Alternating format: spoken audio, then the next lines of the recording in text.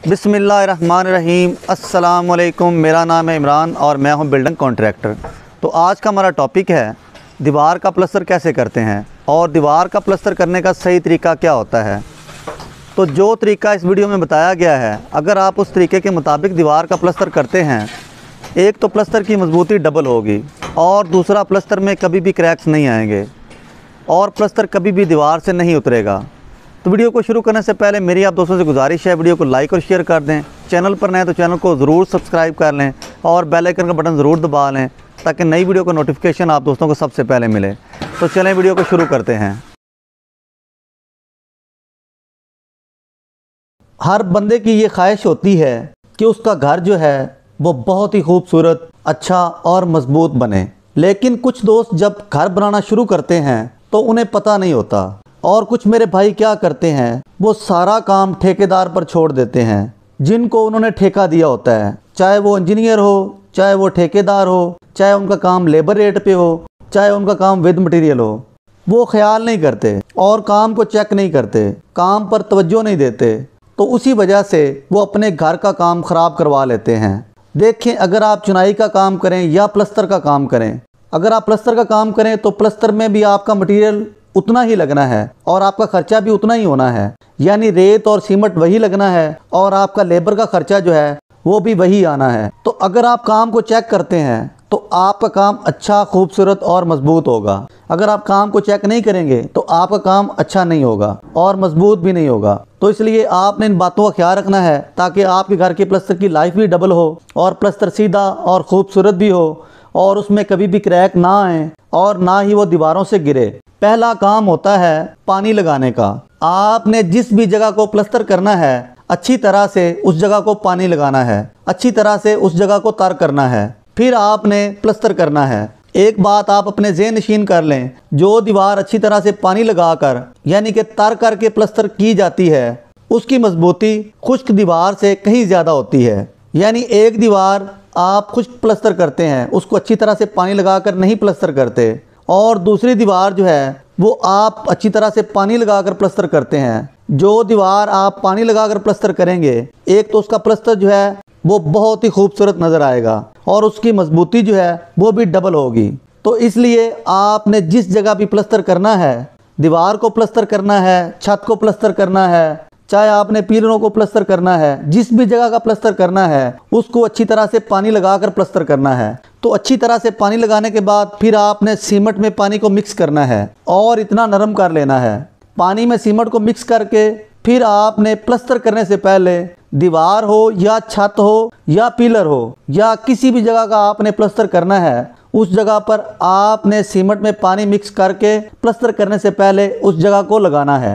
तो आप सोचते होंगे इस तरह से सीमेंट में पानी मिक्स करके लगाने का फ़ायदा क्या है। तो भाई, एक तो प्लस्तर की मजबूती जो है वो डबल हो जाती है और दूसरा प्लस्तर में ना ही क्रैक आते हैं और ना ही प्लस्तर जो है वो जल्द उतरता है और प्लस्तर की दीवार के साथ पकड़ भी डबल हो जाती है। तो इसलिए आपने सीमेंट में पानी मिक्स करके जिस जगह प्लस्तर करना है उस जगह पर आपने प्लस्तर करने से पहले ज़रूर लगाना है। अगर आप इस बात से मुत्फिक ना हो तो आपने एक दीवार को बगैर नरम सीमेंट लगाए प्लस्तर करना है और दूसरी दीवार को सीमेंट लगाकर प्लस्तर करना है।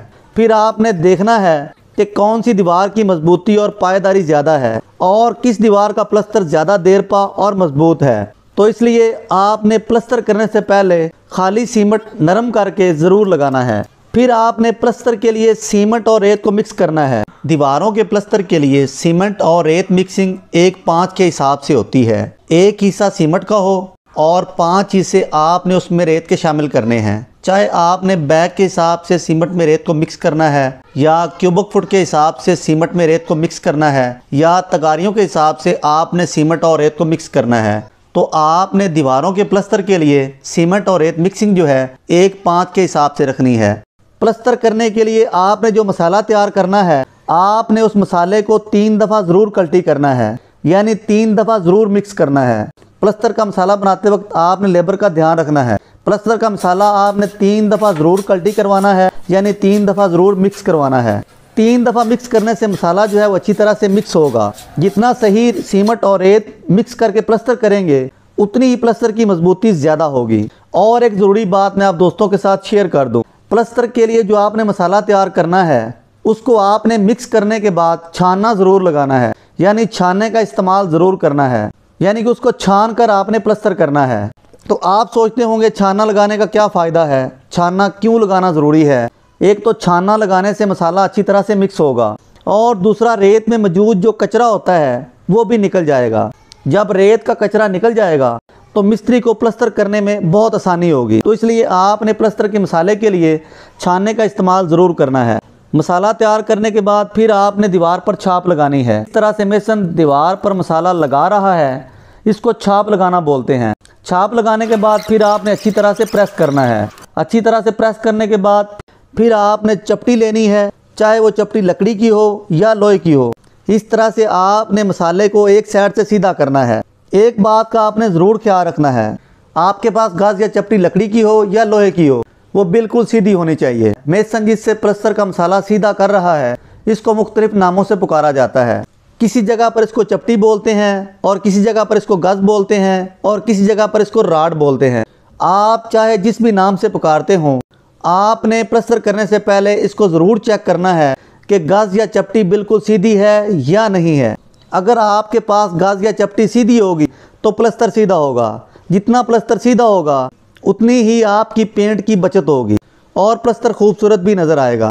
चाहे प्लास्टर करने वाला मेसन जितना भी कारीगर होगा, अगर उसके पास प्लास्टर करने के लिए चपटी या गाज टेढ़ी होगी तो वो प्लास्टर कभी भी सीधा नहीं कर सकता। तो एक साइड से प्लास्टर को बराबर करने के बाद फिर आपने साल के साथ उस जगह को चेक करना है। फिर इसी तरह से आपने दीवार की दूसरी साइड के मसाले को भी चपटी या गाज के साथ बराबर करना है। फिर उस साइड की साल भी चेक करनी है। दोनों साइडों को साल और चपटी या गाज के साथ चेक करने के बाद फिर आपने पूरी दीवार के प्लास्टर को गाज या चपटी के साथ बराबर कर लेना है।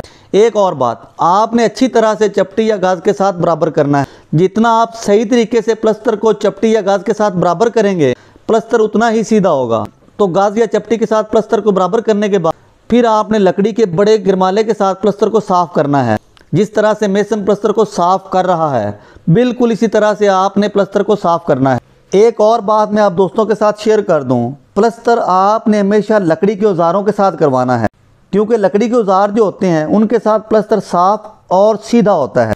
तो इसलिए आपने जिस जगह का भी प्लास्टर करवाना है मेसन को कहना है कि आपने प्लास्टर में लकड़ी के औजार इस्तेमाल करने हैं, प्लास्टिक के औजार इस्तेमाल नहीं करने।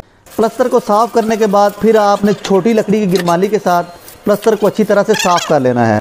दीवार को अच्छी तरह से साफ़ करने के बाद हाँ, एक और बात मैं आप दोस्तों को बता दूं, दीवारों के कोनों पर अगर धारें हों तो आपने प्लास्टर करते वक्त उसी वक्त कोनों की धारें लगा लेनी है।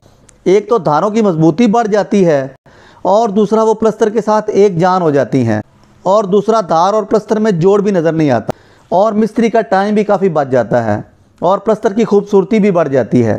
तो इसलिए आपने इस बात का ज़रूर ख्याल रखना है। दीवार का प्लास्टर मुकम्मल करने के बाद यानी कि स्पंज लगाने से पहले आपने दोबारा गाज या चपटी के साथ प्लास्टर को चेक करना है। अगर तो प्लास्टर ठीक हो तो ठीक है, अगर प्लास्टर में कोई फ़र्क होता है तो मेसन उसी वक्त ताज़े प्लास्टर को ठीक कर लेगा।